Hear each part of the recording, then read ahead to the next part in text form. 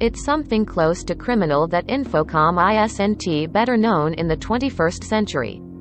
The iconic developer of all text story games, commonly referred to as text adventures, like Hitchhiker's Guide to the Galaxy and the Zork series, shut down in 1989, but not before releasing a library of titles that are some of the earliest to demonstrate the storytelling potential of video games. It's a rich history that's largely been squandered under the stewardship of Activision, which acquired Infocom in 1986. Now, though, there's hope for Infocom fans in the form of business news. Microsoft is lining up to acquire Activision Blizzard in a blockbuster deal worth almost $80 billion. Most of the attention has been rightly focused on the to-be-acquired publisher's popular franchises like Call of Duty and Overwatch, as well as what the deal means for an employer that's faced a growing number of toxic workplace accusations since last summer. But don't overlook the potential here for Microsoft to also preserve an important piece of gaming history. Infocom's hits predate most of what's popular in gaming today.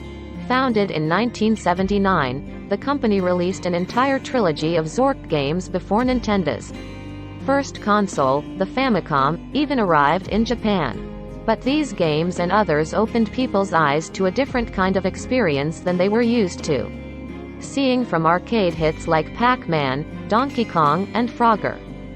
Here was this lineup of games that had a story to tell, and in a way that gave players a sense of agency over how the plot would proceed.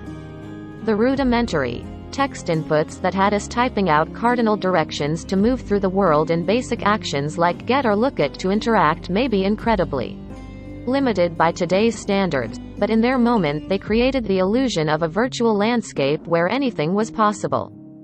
Infocom backed up its in-game storytelling with a serious-minded approach to world-building that involved filling every game box with feelies. These were tangible objects, brochures, maps, prop replicas, etc., that helped color out the margins of the game world and fill in details that may not have been as obvious or easy to express in the game's text. Infocom released an entire trilogy of Zork games before Nintendo's first console, the Famicom, even arrived in Japan. The inventive approach understandably flagged as graphics replaced text and the world started to come online in the late 80s. Still, Infocom remains a vital figure in gaming history, and one of the formative players responsible for selling the idea that gaming at home could impart a different kind of experience than arcades could provide. Ask any games-loving Gen X or older people in your life what they remember about Infocom and you'll get at least a few who light up as they plunge into long-buried memories. I still carry a bright, burning torch for a mind forever voyaging, a thoughtful interactive adventure from creator Steve Maretsky. That casts players as an AI researcher that teaches itself about the human experience by traveling through different points in a fictional person's life. The studio, founded by a bunch of college-age computer nerds, figured out that there were merits to building games for an audience that wanted something meatier than chomping up pellets in a maze while avoiding ghosts. Wishbringer and the Lurking Horror gave players an opportunity to solve story puzzles in a horror setting. Bureaucracy joked about capitalism and Byzantine government processes with writing from Douglas Adams. The Hitchhiker's Guide creator also collaborated on the game adaptation of his beloved space novel, which may be the studio's best-known release. Activision never really seemed to know what to do with Infocom. In the publisher's defense, there was not much conversation around game preservation when the brand and associated studio were acquired in the mid-80s. But even as we've started to think more actively about protecting gaming's past in more recent years, Infocom material has been notably absent. The best the studio's fans have ever gotten is an iOS release of The Lost Treasures of Infocom in 2012. Originally launched in the 90s as a two-part compilation, the Lost Treasures app gathered together 26 Infocom classics into one place, complete with a virtual storehouse of feelies for each game and optimized for iOS controls that were very good. It's an excellent app that was rendered unplayable in 2017 when Apple stopped supporting 32-bit apps on iOS 11 in 2017. I still keep an old iPhone 3GS at my desk for those times when I get a hankering to embark on an Infocom adventure.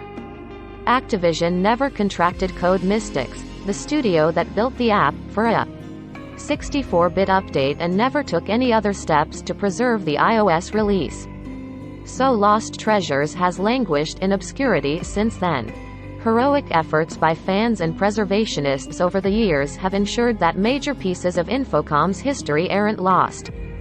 The Internet Archive's Infocom cabinets filled with documents donated by Moretsky and curated by historian Jason Scott, who directed a documentary about text adventures called Get Lamp.